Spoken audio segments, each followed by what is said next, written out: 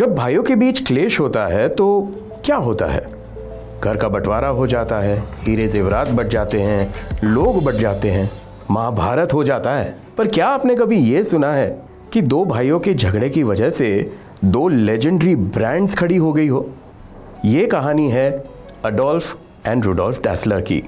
ये कहानी है एडिडास वर्सेस पूमा की। जर्मनी के एक छोटे से टाउन में दो भाई एक ही छत के नीचे जूते सिलते थे। एक था डिजाइनर जीनियस अडोल्फ डैसलर और दूसरा था सेल्समैन सुप्रीम रुडोल्फ डैसलर। वैसे तो कहते हैं कि united we stand, divided we fall. 1920s Germany, inflation और स्ट्रगल का दौर, जब अडोल्फ यानी एडी डैसलर अपने हाथों से एथलेटिक शूज बनाता था। उसके शूज में परफेक्शन थी, हैंडमेड स्पाइक्स, लेदर, क्राफ्ट्समैनशिप और एक ऑब्सेशन, परफॉर्मेंस फर्स्ट। जल्द ही उसका बड़ा भाई रुडोल्फ यानी रूडी बिजनेस करने की समझ लेकर आया और दोनों ने मिलकर एक शू बिजनेस खोला। Adi was the brain, Rudi the mouthpiece. उनके जूते इतनी अच्छी क्वालिटी के थे कि 1936 बर्लिन ओलंपिक्स में जेसी ओवेंस, एक ब्लैक अमेरिकन एथलीट, ने डैसलर शूज पहनकर 4 गोल्ड मेडल्स जीते। अब नाजी जर्मनी के बीच एक जर्मन ब्रांड ने एक ब्लैक एथलीट को सपोर्ट किया and the world took notice. फिर आया वर्ल्ड वॉर 2। उनकी फैक्ट्री को मिलिट्री गियर बनाने में लगना पड़ा और इसी दौरान दोनों भाइयों के बीच डिफरेंस ऑफ ओपिनियंस पनपने लगे। बिजनेस को आगे कैसे बढ़ाया जाए, उसका डेली फंक्शनिंग को लेकर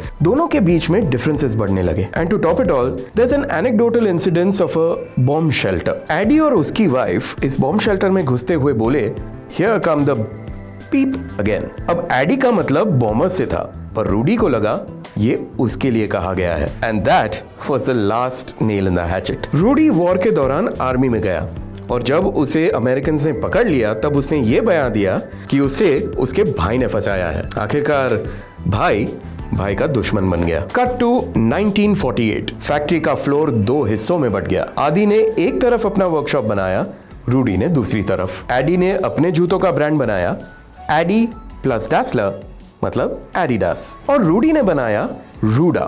पर पहले उसका नाम क्लिक नहीं हुआ, इसलिए उसने उसे बदलकर पूमा रखा। एक ही इंडस्ट्री के 2 अलग अलग पोल्स, एक ही फैक्ट्री में 2 अलग अलग ब्रांड्स का मैन्युफैक्चरिंग चल रहा है और दोनों ब्रांड्स के बीच एक स्टिफ कंपटीशन चल रहा है कि who will win the sneaker Wars. इनके झगड़े ने सिर्फ इनके परिवार को नहीं, उनके पूरे टाउन को 2 हिस्सों में बांट दिया। इनफैक्ट लोग जब एक दूसरे से मिलते थे तो पहले शूज की तरफ देखते थे, क्या आपने एडिडास का शूज पहना है या पूमा का। कुछ सोर्सेस का यह भी कहना है कि उनके टाउन का नाम ही पड़ गया the town of bent necks. Everyone from bakers to electricians, everybody was divided by shoes. एक तरफ एडिडास एफसी, दूसरी तरफ पूमा क्लब। ब्रांड वॉर्स अब सिर्फ मार्केट तक नहीं, मोहल्ले तक पहुंच गई थी। रूडी चला गया फुल ब्लास्ट मार्केटिंग मोड में। उसने मिलिट्री डिसिप्लिन को बिजनेस में लगाया, हर एथलीट, हर टूर्नामेंट एक टारगेट। और दूसरी तरफ एडी क्वाइटली रेवोल्यूशनाइज कर रहा था डिजाइन को,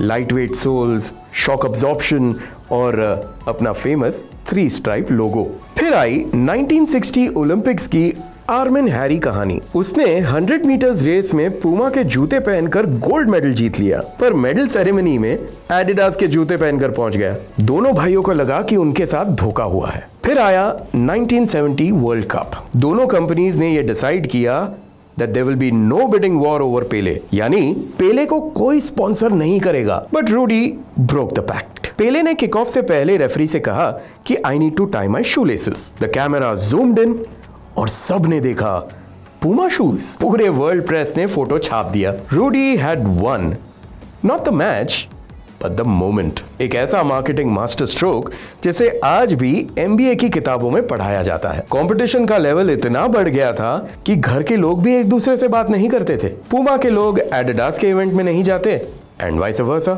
स्टाफ को भी वार्निंग दी जाती थी कि गलत शूज पहन के अंदर मत आना। और जब दोनों भाई गुजर गए, रूडी इन 1974 एडी इन 1978। दोनों ने लिखवा दिया कि मुझे उसके पास तो दफन मत करना। उनकी ग्रेव्स आज भी सेमेट्री के दो ऑपोजिट एंड्स पर है। फिर 1980s के बाद दोनों ब्रांड्स ने अपनी लेगेसी एक्सपैंड की। एडी के बेटे हॉश ने एडिडास को मॉडर्न मार्केटिंग मशीन बनाया और पूमा ने पॉप कल्चर को पकड़ा। Street style, youth rebellion, celebrity age. लेकिन टाउन का कोल्ड वॉर तब तक भी जिंदा था। फिर ये आइस 2009 में ब्रेक हुई जब एडिडास और पूमा के एम्प्लॉइज ने एक फ्रेंडली फुटबॉल मैच ऑर्गेनाइज किया। तो याद रखिए, जब आप एडिडास या पूमा के जूते पहनते हैं तो आप सिर्फ जूते नहीं, दो राइवल भाइयों की, दो लेजेंडरी ब्रांड्स की कहानी पहनकर निकल रहे हैं। ऐसी ही और इंटरेस्टिंग कहानियां और फैक्ट्स जानने के लिए हमारे पेज को लाइक, शेयर, सब्सक्राइब और फॉलो जरूर कीजिए।